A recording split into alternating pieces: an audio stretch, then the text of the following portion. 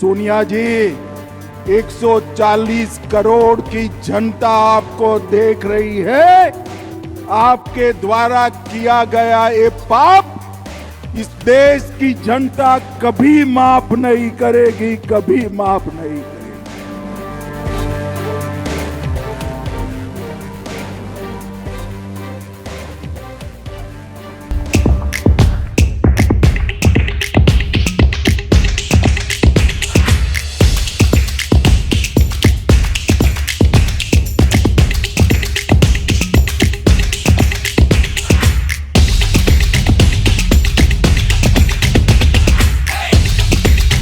केंद्रीय गृह मंत्री अमित शाह ने रविवार को कहा कि कांग्रेस मुख्यालय में बड़ा पाप हुआ है और इसके लिए सोनिया गांधी, राहुल गांधी को देश से माफी मांगनी चाहिए। चित्तौड़गढ़ में एक रैली को संबोधित करते हुए केंद्रीय गृह मंत्री ने कहा कि वंदे मातरम को पूरा न गाने के लिए कांग्रेसियों को शर्म आनी चाहिए। जरा सुनिए केंद्रीय गृह मंत्री अमित शाह ने और क्या कुछ कहा है। और इनकी निर्लज्जता देखिए, कांग्रेस पार्टी के मुख्यालय पर वंदे मातरम का गान हो रहा था। चालू गान में कांग्रेस की नेत्री सोनिया जी ने कांग्रेस अध्यक्ष को गान रोकने का कहा। हम सब टीवी पर देखते रह गए। 80 साल के बाद बंकिम बाबू का ये अमर मंत्र, अमर गान जब फिर से सम्मान प्राप्त कर रहा है, वो भी सोनिया जी को राज नहीं आता है। सोनिया जी, 140 करोड़ की जनता आपको देख रही है। आपके द्वारा किया गया ये पाप इस देश की जनता कभी माफ नहीं करेगी, कभी माफ नहीं करेगी। कोई स्वप्न में भी कैसे सोच सकता है कि वंदे मातरम उसका गान अधूरा छोड़ दिया जाए? कांग्रेसियों को शर्म आनी चाहिए, और जरा भी शर्म बची है तो 2 हाथ जोड़कर बंकिम बाबू की अमर आत्मा से और देश की जनता से माफी मांगनी चाहिए। दरअसल अमित शाह 16 अगस्त को राजस्थान दौरे पर हैं। उन्होंने रविवार को चित्तौड़गढ़ के निम्बाहेड़ा में पूर्व प्रधानमंत्री अटल बिहारी वाजपेयी की 21 फीट ऊंची प्रतिमा का अनावरण किया।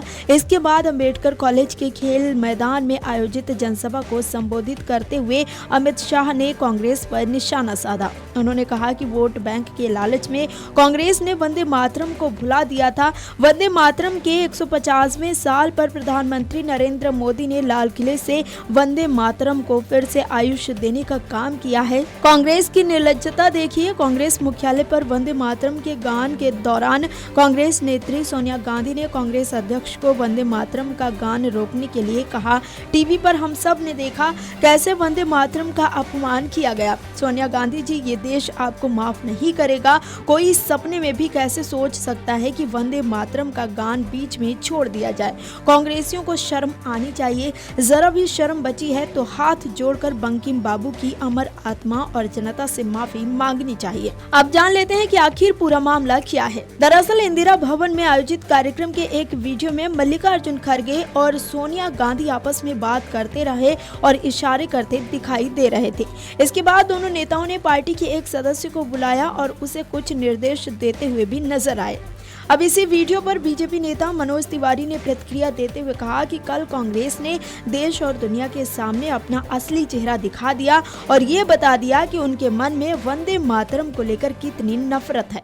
देखो, कल तो कांग्रेस ने अपना असली स्वरूप दिखा दिया है देश को, दुनिया को। उनको वंदे मातरम से इतनी चिढ़ है और वंदे मातरम पूरा गाने में तो लगता है जैसे उनका शरीर गल जाएगा। कल आपने देखा होगा कि जैसे ही वंदे मातरम का संपूर्ण वर्जन गाने वाले, चूंकि जो आए हैं उनको तो पता है कि कानून भी है, कानून बन गया है। अभी अभी कुछ दिन पहले हम लोगों ने वंदे मातरम के 150 वर्ष होने पे पूरा वंदे मातरम गाया जाएगा, टुकड़े टुकड़े नहीं होगा। लेकिन जैसे ही कोटि कोटि कंठ कल कल निनाद कराले शुरू हुआ, और उसके बाद का दृश्य आप देखिए, सोनिया जी कितनी परेशान हो जाती हैं, खड़गे जी कितने परेशान, आदमी को बुलाया जाता है, बाद में इनको लगता है कि अरे तो सब वीडियो पे आ गया, तो उन लोगों ने कुछ अपने उसका सफाई देने का भी प्रयास किया।